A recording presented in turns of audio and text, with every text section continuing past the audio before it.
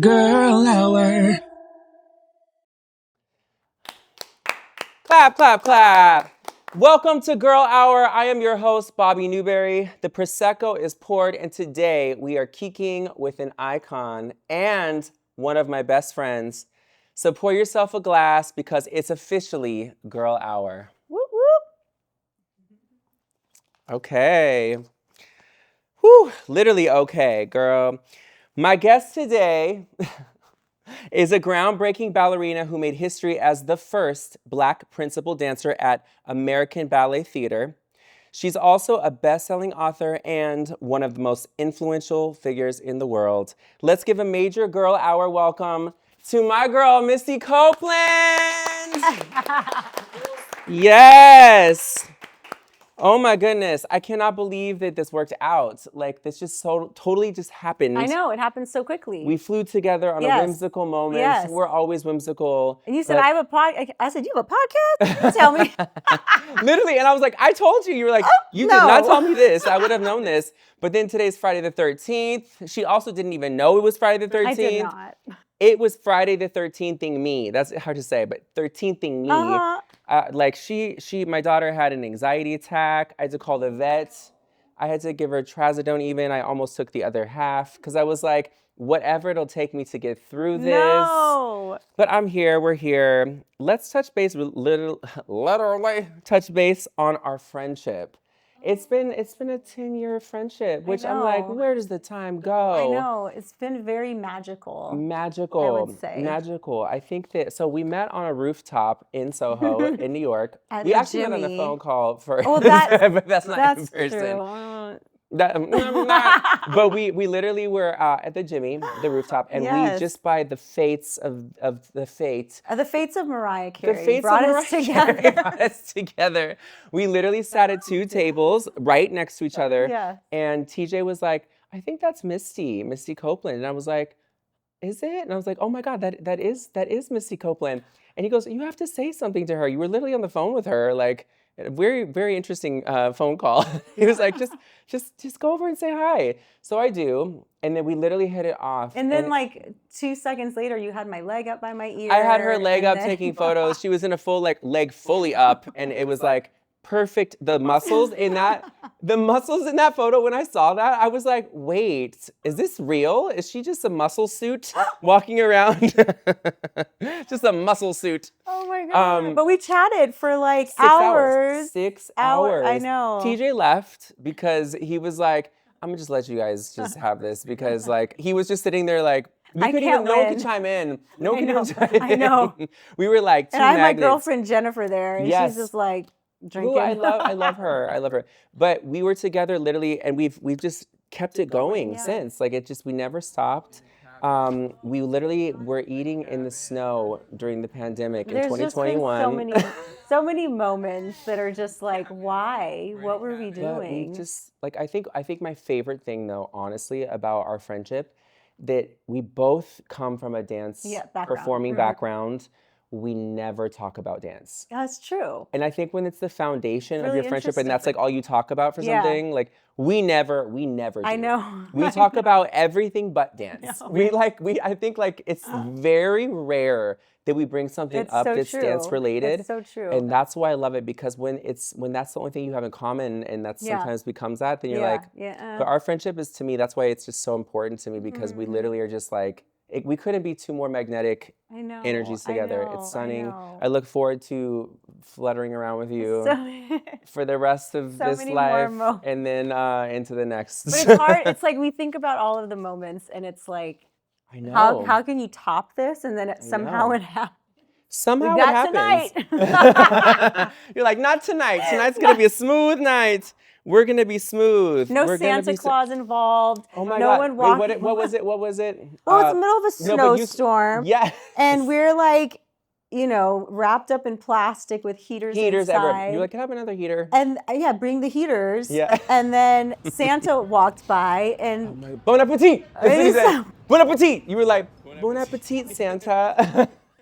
Only in New York. Only in New York. You said I have never sat outside in a snowstorm in my life. Also, You were like, I never would. You were like, I hope you know I fucking love you. I love that so much. I never would. I hate the cold. We have a freaking fireplace on right now. We have a Well, literally, fireplace. sit. Come here. She's trying to chime in on. You have an opinion about that okay. girl? I know. I know. I agree. I feel you too. Lay down, girl. You're good.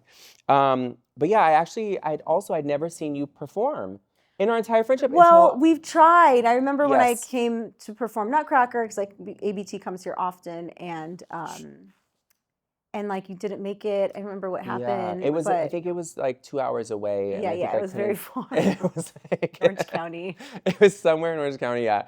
I really wanted to, but then I just couldn't. But yeah. And then so I got to go to your farewell performance, and it was so special because it was my first time, and that's why I was like, how can I not make it for this moment? I had to be there.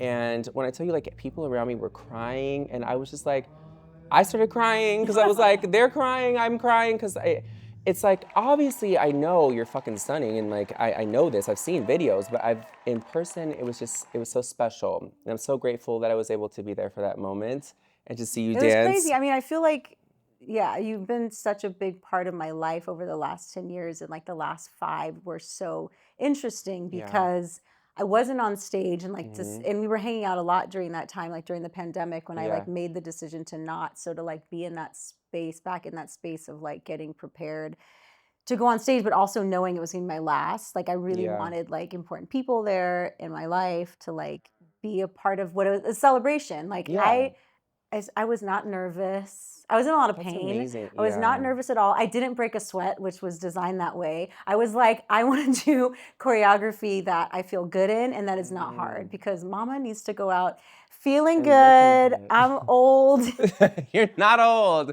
And Your age isn't real. No, I know, but like I'm not 17 anymore. Right. And fair. it's real. Like ballet is real. Well, that is very real on your body. So, and after a baby, like, come on. Oh my God. But you looked like, it was so crazy. It's the thing that's interesting is that like when I watched you dancing, and then there was like people that came out, they were like, you know, really young. I'm assuming like they came out, they were performing like tributes moments and stuff. Your lines and facility, to me, just my personal opinion, looked better and beautiful, way more beautiful. Which they looked like I was 10 again.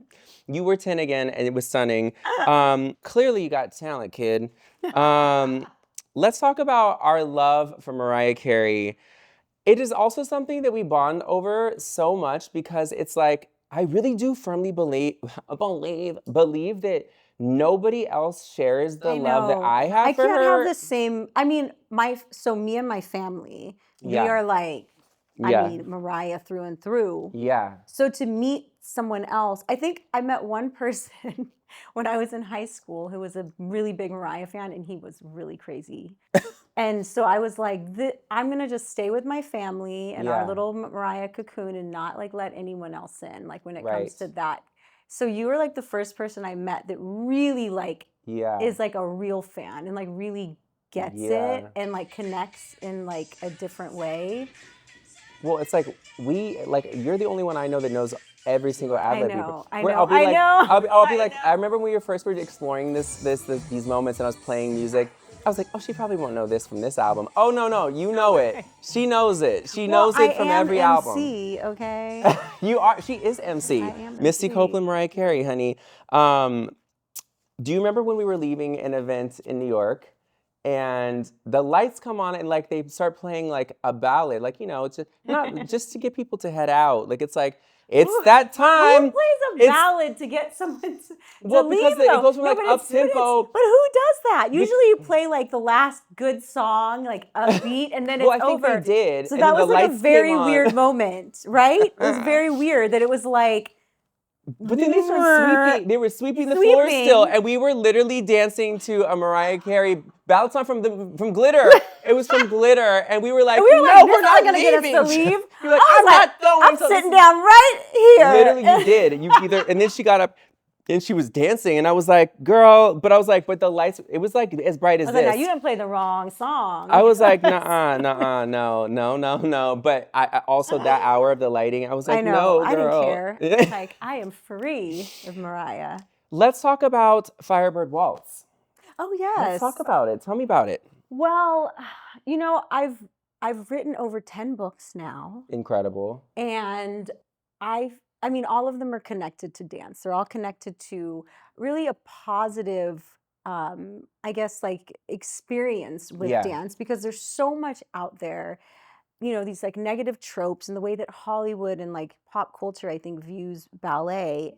And so I want to share the positive, the incredible assets and qualities and tools that you gain by being a part of it. And so that's Yeah. definitely like connected to all the books that I write. So Yes. this one is the first one that's really like kind of going off script in terms of like it's not really connected to me and my story, which Okay. so many of my books are, my Right. experiences, even if Yeah. they're you know, fiction and they're like narrative like books, they're still loosely based on my story. Yeah. So this one is like kind of like Harry Potter in a Okay. way, where it's like a bunch of kids that are in this like magical school, and it's an art school. So Oh, it's I like love people this. like from all different Yeah. mediums, and they're like middle grade age, and they all have these different like superpowers depending on like what their art is. Ooh, So I it's love very this. exciting. The I love lead the comparison of like Harry Potter and yeah, ballet. it's That's like a bunch of fun. kids that are like Yeah. figuring themselves out and their voices and their identity, and it's all like through their craft and through their art form. So it's very exciting. The lead, That is the exciting. main character is Josie, and she's like fierce and really talented, and Yeah. so it's exciting. That's it. That Yeah, is so, exciting. yeah. I was going to ask if there was anything that specifically inspired this, and I was going to say I thought I knew about it or what it was because of the title, but Yeah, no, I mean somewhat. Like there's a character that's kind of like the mentor, and yeah. she's like magical, and she's kind of guiding like the Josie character, and Yeah. she's the Firebird. So she's like Love that. actually like the Firebird in the ballet, like in the story, in the Yeah. folk tale. Her That character is. yeah, girl, not to interrupt you, but I think the one thing I think that really hit me when I was like sitting down to do this was I thought was so cool is that you're still managing to like inspire young dancers, especially young Black girls, but in a different way. Yeah. Because it's not just you on stage, but like them reading this book, or I think that it's just so special that you continue to inspire in a different way, the youth. Yeah, I mean, I think that it's been really important to me, like long before like people knew my name, and Yeah. like that I was going into public schools. I was like, Yeah. you know, doing talks and having conversations and showing like that Black girls can do anything, or Yes. young people in general. Like you don't have Yeah. to, you know, be a product of like your circumstances, and you 100%. can dream beyond what you see in front of you. And so it's always been important for me to like be a real person, Yeah. and not just like an image on a poster or on TV, and that they can like Right. see that I'm real, and like it's like a tangible thing. Yeah. Cheers to that. Honestly, that is so incredible. No, seriously, because we don't talk about this stuff. You and I, Yeah. like, we talk about life. We don't talk about this stuff. But like, it is really, really cool to me. This is literally one of the things I have highlighted. I was like, this is just incredible to me that it's just a different way, but still, like, you know, I just think it's so cool. So congratulations on that. Thank you. You also have the Misty Copeland Foundation. Yes. Tell us about that. Yes. This like, so having my, well, just thinking of like life beyond the stage. Like I never, for whatever reason, I never looked at or thought of ABT as like the destination. Like I never Yeah. thought of it as like the end goal. Right. Like I always felt like this was like an incredible platform for me to do so many things, but I knew it would be connected to dance. But I never thought I would find something that I was as passionate about. And the foundation is it. Like when I think about my journey, and I think about Right. So I was where gonna say I how you got came discovered. from, Yeah. like starting out at a Boys and Girls Club, being Yes. discovered on a Yeah. basketball court, and it was literally through a program very similar to what I started. It Yeah. was, you know, the local ballet teacher, this white Jewish woman, Cindy Bradley, who was looking to Hey. find more diverse students and Yeah. bring into her school on scholarship, and I happened to be one of those students. Can And you it completely imagine? changed the But course can of you my life. imagine? Sorry to interrupt you. Can you imagine like she coming into this one class, but just at this age where usually ballerinas like they start studying at like 3 years old Yeah, even, yeah. and you're just like this turnout facility. I'd be like, literally like the universe and God had a plan for you. Clearly, they were like, "There's no way around it, girl. You haven't found it, but it's there." Yeah, no, it was definitely meant to be. But I understand like the benefits, and to me, like it's beyond like the success that I've had. Yeah. Like if you would have known me at 13 years old, and just like what I had been through, coming from a single parent home, like houseless for most of my upbringing, and just being so introverted and having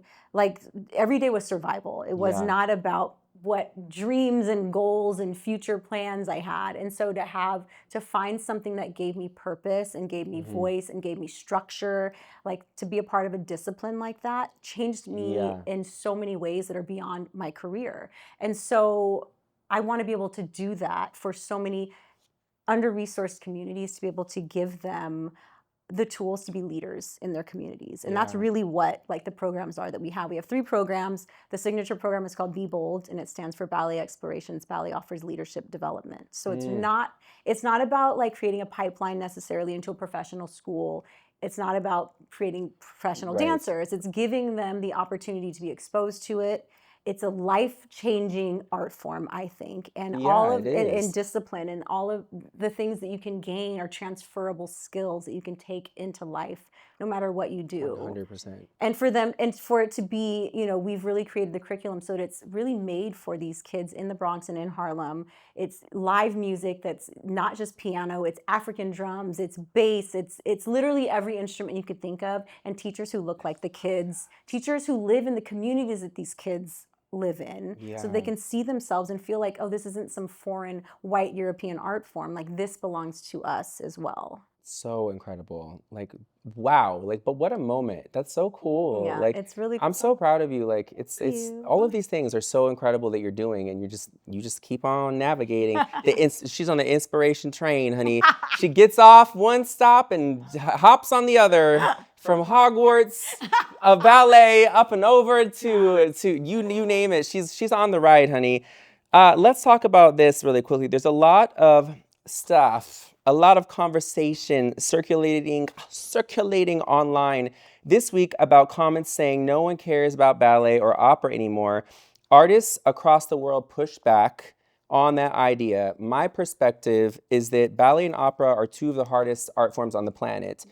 I grew up doing ballet my whole life, and I remember literally crying at the ballet bar because I was in so much pain. I was so sore from like days in a row. Yeah. And like literally like my teacher came over and she was like, "Are you okay, honey? Like, do you want to like," and I was like, "No." I was like, ballet. No, I'm not stopping. I refuse. Like, but like, it's like this discipline. It's this discipline that you just develop, and you're like, you know, but it's not easy. It's really like, it's so difficult, and it requires so much. And my point, I think, is that I'm trying to make is that also you had a surgery, right? Where you had like you have screws, you have all this metal plates like in your tibia. I got a new hip. You got a new hip. Like, so that's what I'm saying. Like, I think that like for someone to say no one cares when people dedicate their lives to this and go through these severe measures to keep going, people care. You know what I mean? So like, what is your thoughts on like this? You know, I don't want to beat a dead horse because there's been so much conversation around this, but I think that it's important to acknowledge that for me, like it all comes down to like access, and not everyone's as privileged as Timothée to have grown up around it, and to have been exposed to it. And I know it's influenced and you know, inspired and motivated maybe in ways that you don't even know when you grow up seeing it. And so, you know, I think that this idea of people not caring is this kind of connected to like it's not like movies, it's not, you know, this massive pop culture thing, but it has influenced and helped to mold and build storytelling in every medium that ballet and opera have. 100%. And I think that the more, you know, we think about the importance of arts education, the importance of dance education, you know, I think that the more that people are exposed to it and feel that they can be a part of it, then it doesn't feel like something that's outdated. It feels like something that is extremely important in culture, and it's relevant, and it's something that will continue to last, and I think outlast a lot of. I think a lot of things. But I think it's like a Mm. misunderstanding that just because something is popular, doesn't mean that it's made an impact. Yeah. Or that it'll make a lasting impact. Yeah. So again, it just goes back to like doing the work and exposing more communities and more people to it, so that it does become something as I don't want to say mundane, but as every day as going to the movie theater. Right. I think that it should feel that way. It should. It's. I agree so much with you, and because like for me, when I heard this, like I was like. It did make me angry because I was just like, to me, I was like, that's not nice. Because like, I think that I support everybody. I love everybody. I support everyone's art form. So I was like.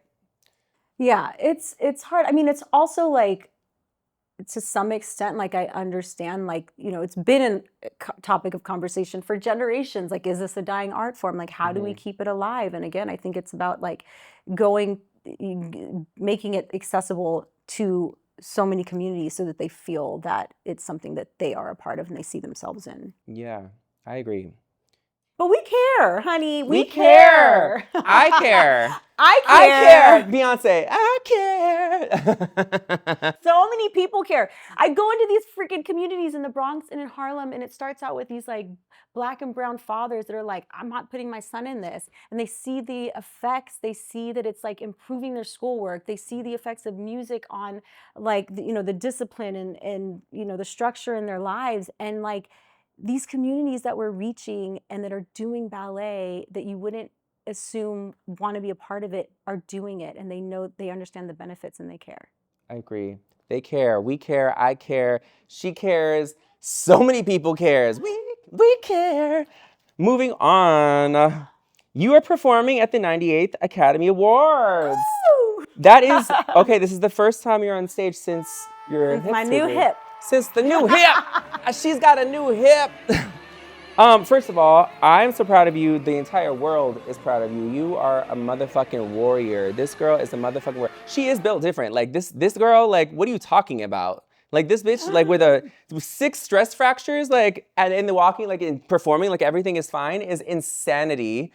But this is like literally what she told me. I'm so protective of her. Like, but literally when she told me this, I was like, oh God, be careful. I was like, please be careful. Like, I was like, is there pads around you? I was just so nervous. But like, wow, how is this going? How do you feel? Yeah.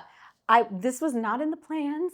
I'm only 3 months out from having a full hip replacement. And, I knew that I wanted to dance again. Like, this was not a retirement for me. Yes. This was a farewell to American Ballet Theatre after a 25-year career there. But I knew I wanted to get back on stage. But I imagined it would be like maybe 8 or 9 months later. Yeah. But when Ryan Coogler calls, you know what I mean? Yeah. And I think just the power of this moment, the power of the movie Sinners, and what it the symbol holds, I think, in this time politically, in this climate, just so much. Yes. And all of the incredible talent that, is a part of the film and will be a part of the performance.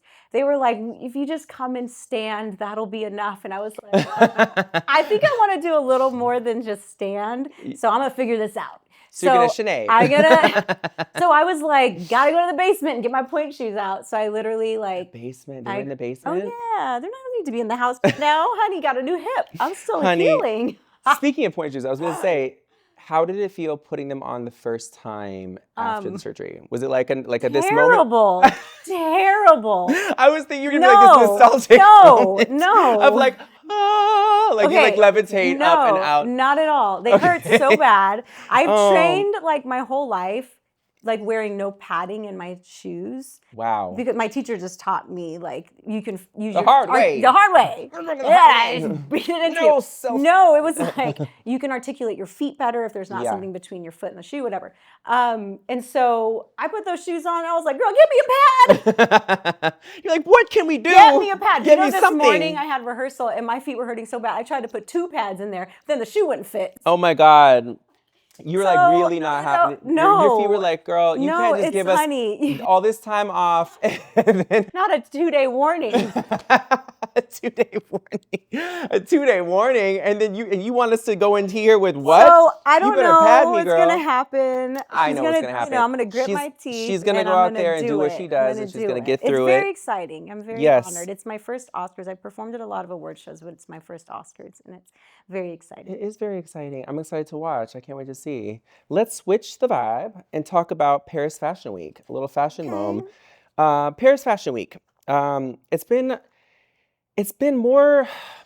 People have been talking more about the celebrities attending it instead of the designers. Like who's sitting front row, who's there. Oh, Margot Robbie's there. Instead of like the actual pieces from the collection. You know, like of course, like I want to be dripped fucking head to toe in Chanel. Like I want to, like I'll wear a bandana, a beanie, a scarf, pearls, a bag. Like put me in Chanel. Do it. Put me in Chanel. Put you in Chanel. I'll attend to anything. Like, I'll switch to Bottega Veneta. I'll drop it all off. I'll switch it all over.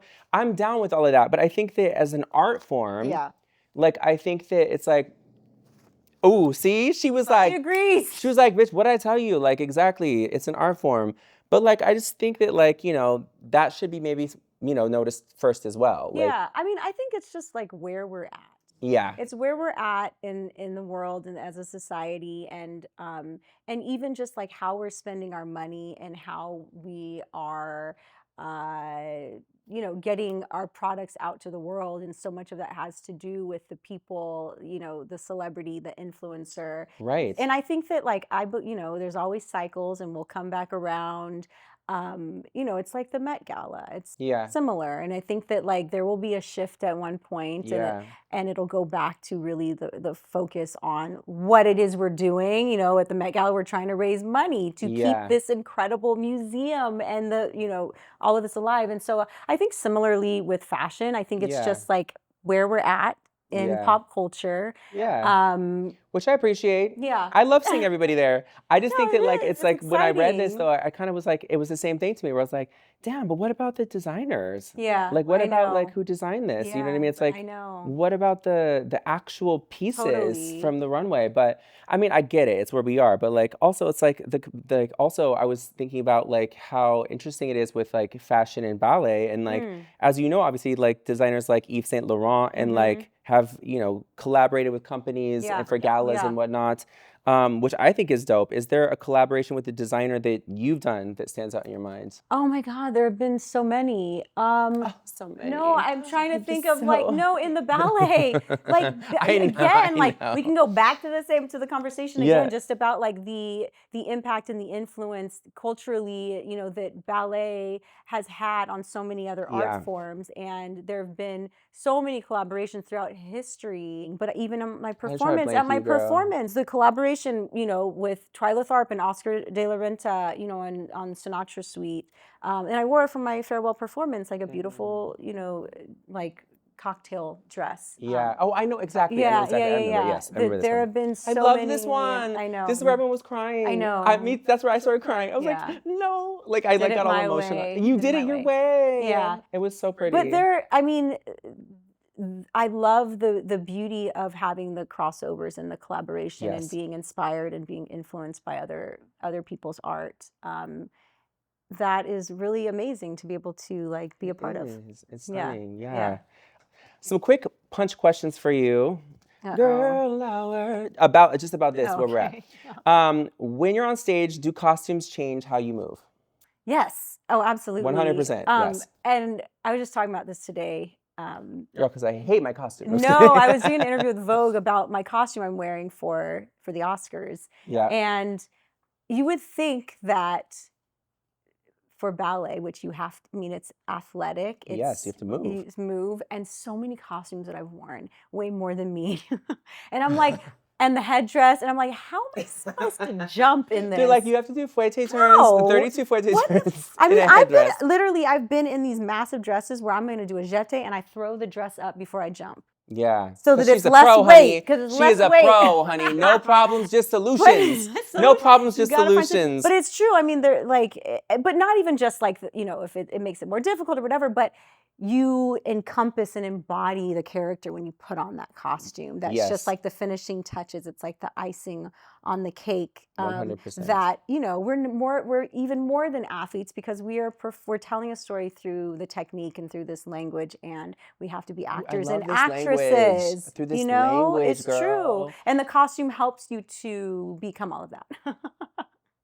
I'll just hold because you're so good. This language, honey, language.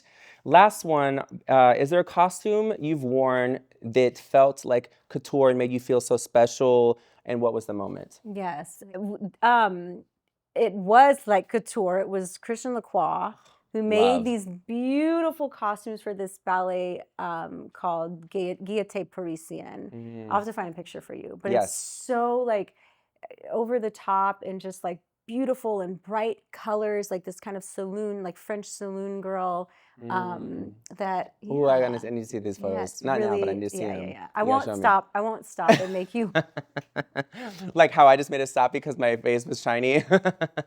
Girl hour. Girl hour. We're moving on. Something with some jazz and liquor. Jazz and liquor, honey. Jazz and liquor. I'm butchering the accent even, but I don't care because it's just sound. Just a hobo from the 20s. No, you're just from the 20s, not a hobo from the 20s. No, you just, never mind. What's jazz and liquor, honey? Liza Minnelli's memoir. So it's titled, it's coming out, it's out. It's already out. It's not coming out. It's out. It's called Kids, Wait Till You Hear This, which I love the title so much. Like, of course, that's her title. Kids, Wait Till You Hear This. She's going to talk about Studio 54. Yes. Fame. Yes. Addiction. Judy Garland, her mother. Yes. EGOT winning performer. Amazing. I just, like, if I could teleport into another one place time with you, it would be Studio 54. Yeah, we would roll up. So many. We would roll up and we would get in because we're fly. We would get in. But honestly, it would be a Kiki and a half. Oh my gosh. Andy Warhol would 100% throw her ass up on a go-go box in point shoes with feathers and rhinestones, and she'd be up there. He'd have you jump off onto a horse. You'd be riding through Studio 54. Like, that's what I envision. That's my fantasy of what I see. I always think about different times, like where I would go, where I would be. You wouldn't want to be doing the Charleston?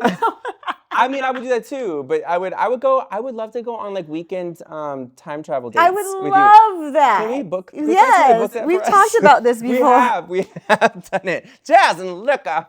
Well, it's very exciting. I mean, I'm like an old Hollywood girl. Mm-hmm. You know, like I love me some Betty Davis and some Joan Crawford and like that era, and like so I'm excited to. I'm excited to hear this. I think she narrates it too. Amazing. Which I think would be more better. Yeah, I'm just gonna play it's it. Like Mariah's narrated memoir with song. Oh my God, just hearing her voice talk. I know. When she was like, "I'm real." It all comes back to Mariah. I'm real. It all comes back to Mariah. But either way, I'm excited to hear about kids. Hear about it. Not hear about it, read about it. Kids, wait till you hear this. Our final segment. We have some quick questions. These are some questions that are trending the most right now on social media or the internet. It's I just like never know what's happening on social media or the internet. But please carry on. These are things though that anyone can ask. So number one, the phone snooping question. So if you're dating someone and their phone lights up next to you, is it wrong to glance at the screen, or is it human nature to be like? It's human nature. It's like you can't help yourself. But I am just so not that girl that like is all up in someone's phone or going behind the back. Being like, let me see your phone. Never that girl. I'm like, listen, it's either working or it's not working, and you're into me or you're not into me. And I don't want drama. I don't like drama. Yeah, no more drama. But it's human nature to. I mean, I've been both girls. If I want to keep it real, I've been both girls. I've been like, let me see your phone. Yeah, I've been, no. let me see if it even got to that point, I'd be but like, it's because I already gotta knew. go. But it's because I already knew. I think when you get to the point where you're like, let me see it, it's because you already know the fucking answer. Like, if you're confident in it, as you said, like, you're not like, let me see it. You're just like, whatever. Like, but I already knew. So I think that's for me what it was. So, next question. The soft launch relationship. So this is what's happening is people are posting like on their Instagram holding hands or someone's shoulder or the back of their head. You said, okay. Yes, but they're not tagging the person and you don't see their face. Okay. So it'll be like a girl, like she's in it with like holding her hand, a guy's hand. And so to me, like, I'm like, I get it. Like, you know, also if it's been a week, we're not going to post about like who this is. Like, but I think that, you know, in general, it's like, if it's been 6 months, I'm like, you better put my face in this, girl. Like, you better tag me in this. Like, what are we doing here? I'm all about privacy. Okay. I like the privacy. Okay. You do like privacy. But like, are you mad? Like, would you be mad at that? I mean, if I was dating you, yes, and then it's been 6 months. And I'm showing my face, and then I'm like, I just show your hand walking me somewhere, but I won't show you. I would hope we're having conversations about this behind the scenes, like this is trending, so we're doing this. I guess it just depends on the relationship. Yeah, it depends I think on what the it does. Okay, last one. The late. Wow. Just jazz and liquor. Finish it. And the men who play for fun. These cutaways are going to be incredible. Late reply texting. If someone takes 8 hours it's the worst. to reply to your text, I can't. but you see them on Instagram and they're sending you memes. Like, I have a friend, you know who you are in New York, who will send me memes. But you ain't and I'm like, that. I'm ignoring your fucking meme. I feel like it's this generation though. Like, I have so many young kids that I love and that I mentor that will literally not respond for weeks to a text. And I'm like, not weeks. What? You're like, girl, you're gonna lose a job, they girl. They do. Or like to emails. And I'm just like, I don't get it. But I think it's this generation. Listen, I'm also a Virgo, so like I'm all over it, and like I don't that's like it. Crazy. I take it personal. Crazy to I take it I personal. definitely don't take it personal. Oh, I'll be like, no. If guess what? I'm if like, it you were lost you, out. No, but if it were you, I would be like, is she upset with me? Oh, like, I get in my head. Totally. Like, I'm a triple fire sign Leo. I'll be like, I'll play it back, and I'm like, did I say something? I'm like, no, girl. Okay, let's wrap this up, girl. First of all, I just want to say thank you so much for coming. I love you. This is so fun. Wait, hold on. Please Are come you back ending? anytime. Because we haven't even said our top Mariah Carey songs. Oh, okay. Let's do it. Let's do it. Are we doing top 3? I don't have 3. I have many more. But let's do 3. I know, that's why I didn't do it. You wrote them down? Yeah. Girl. Okay, so I can't. I didn't do this. Tell me your top 3, because I know we're not going to share the same, because you know I like a ballad. She likes, I love a ballad. Actually, my favorite one is a ballad. What is like it? Number 1. Well, I'm going to go from 3 to 1. I think, this is impossible though. Go. It's so hard. Oh my goodness. Come on, we don't have enough time. Let's go. Oh my gosh. Okay, number 3, I think would be unpopular opinion, but damn, I really do love,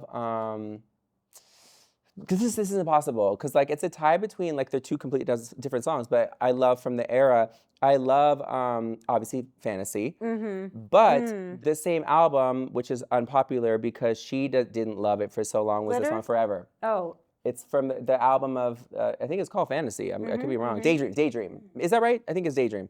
But she didn't love that song, but it's such a beautiful ballad. It's that massive ballad. So good. What do you mean not favorite? She didn't love it as much. What's wrong with you? Number 2 would be Breakdown. Breakdown for me will always be one of the best songs of all time. I've listened to an a cappella version of it. Honey, I had all the versions on CD. Like, girl, come on. But I listened to that. I would listen. I was obsessed with Bone Thugs too. Me too. I had this little boy that had a crush on me named Eli, and he looked just like which one it was, Lazy or one of them from Bone Thugs, and I was like, oh, I'm Mariah.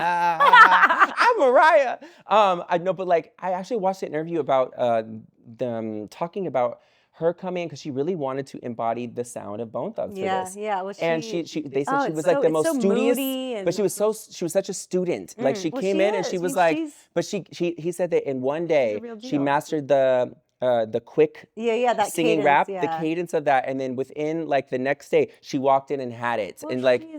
She's a genius. She is a genius. And then number one though will always be Vision of Love. From when that's what I'm like, ballads, girl. What are you talking about? But when she jumps off into the You Treated Me Kind, through to the end, it will never not give me chills. I'll listen to it a million times over. And it hits the same.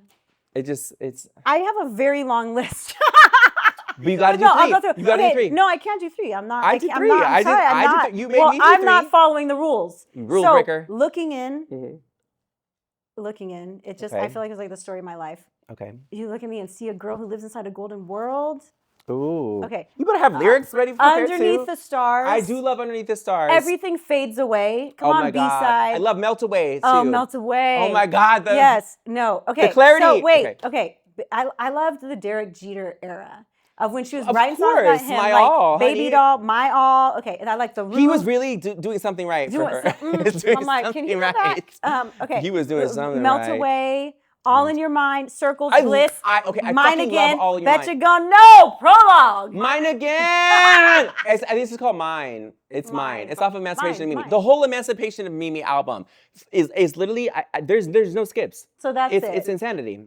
But see, that wasn't fair because I could have like so many more that I would want to say, but. Let's wrap this up, honey. Culture moves fast, the internet moves faster, but Girl Hour moves with Prosecco. Homegirls and opinions, raise your glass. Thank you so much for being here. I love you so much. I love you so much. It's unfucking believable how much I love you. Thank you for being here. Please come back. I will. Please come back. I'll be back. I'll be back. And next time I'm gonna have a better list of Mariah Carey songs. Thank you. Okay, Ed. Good night. Girl hour.